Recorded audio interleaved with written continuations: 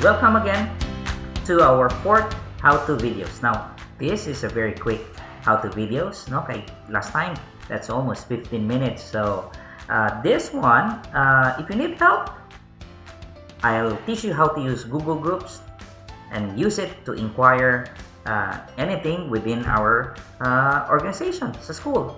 So, let us go. Alright, there you go. This is where we left off. Alright, so let's continue. Now, you know how to email, you know how to filter your messages to make your email messages organized.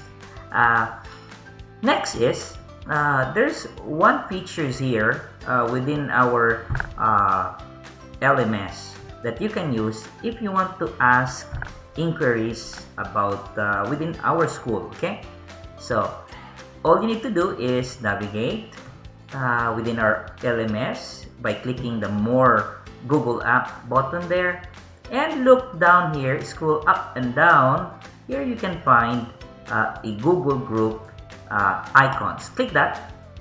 Imagine Google Group, it's like a forum, no? You can put a topic there, and within that group, people can see your topics and they can reply to you. Or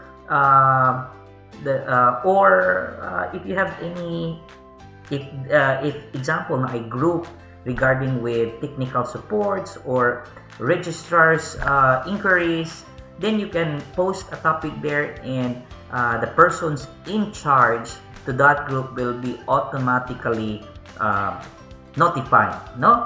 And then they will contact you to answer your queries, and that will make yourself, instead of going here sa campus and then personally ask them. So remember, there's a pandemic right now. As much as possible, we want to limit ourselves going outside our house, no? So you can use this to inquire something instead of typing dito sa Facebook mo, chat mo personally. So it's very unprofessional because you cannot expect for them to immediately reply whatever concerns you have. So this page will help you know to communicate with them nasa school. So if you open your Google group, every one of you guys is part of this group, kaning diploma students. I made that so that whenever I want to message you all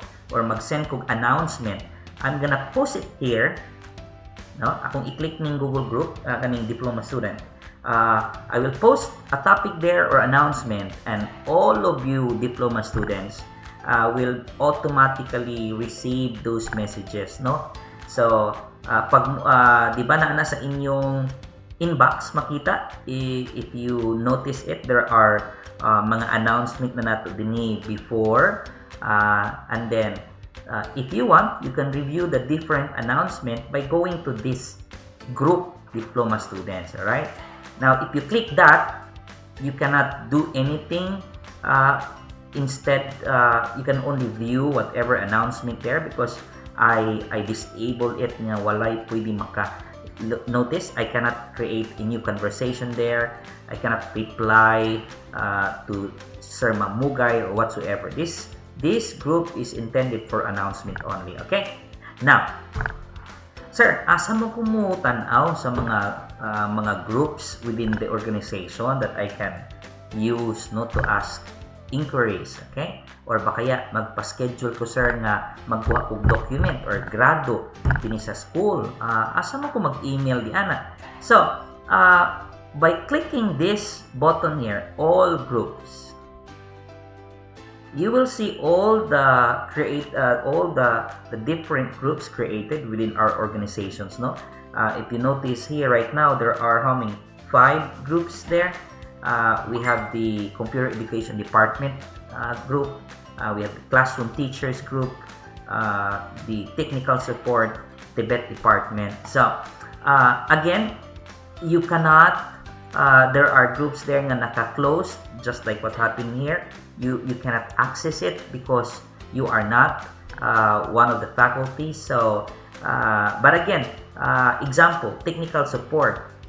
If you click there, ayun, there you can open that group and you can even create a conversation. Like if you want to ask some technical inquiries, no? So you can put it there, and then whoever in charge that group, it will automatically be notified through email, and then they will reply to you and answer whatever queries you have. Okay, so that's how you use Google Group to ask any kind of inquiries within the organization, guys. And that's it, simple as that, no? So see you on our next